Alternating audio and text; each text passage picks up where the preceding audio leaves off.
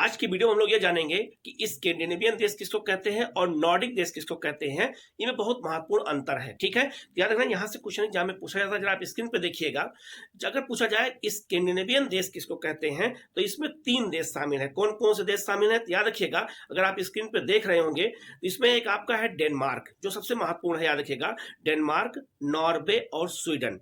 लेकिन आपसे क्वेश्चन ये पूछा जाए कि नॉर्डिक देश किसको कहते हैं तो नॉर्डिक याद रखना एक सांस्कृतिक जो है और राजनीतिक समूह के रूप में उसका विभाजन किया गया है। तो नॉर्डिक देशों में 5 देश आते हैं। कौन कौन से देश आते हैं ये बहुत महत्वपूर्ण है। तो डेनमार्क, फिनलैंड, आइसलैंड, नॉर्वे और स्वीडन, ये बहुत महत्वपूर्ण है। इनको हम क्या कहते हैं, इन्हें हम नॉर्डिक देश कहते हैं। ठीक है, और इस स्कैंडिनेवियन देश में 3 देश आते हैं, मैं बार बार बता दे रहा हूं, नॉर्वे, स्वीडन और डेनमार्क। याद रखना, जो स्कैंडिनेवियन देश है इन्हें भौगोलिक आधार पर बांटा गया है और जो नॉर्डिक देश है इन्हें सांस्कृतिक और राजनीतिक समूह के आधार पर बांटा गया है। तो क्वेश्चन एग्जाम में आपसे पूछा जा सकता है। ये भी याद रखिएगा, जो स्कैंडिनेवियाई पर्वत है वो 3 देशों में फैला हुआ है। मुख्य रूप से अगर देखा जाए तो उसका कुछ विस्तार आपका जो है फिनलैंड में भी है, लेकिन याद रखना ये नॉर्वे और स्वीडन की प्राकृतिक सीमा भी बनाती है। आप जरा मैप पे देख रहे होंगे तो आपसे क्वेश्चन पूछा जा सकता है कि यह स्कैंडिनेवियन जो पर्वत है वो किसकी सीमा पे स्थित है तो नॉर्वे और स्वीडन के। ये भी क्वेश्चन पूछा जा सकता है कि स्कैंडिनेवियन पर्वत कहाँ पर है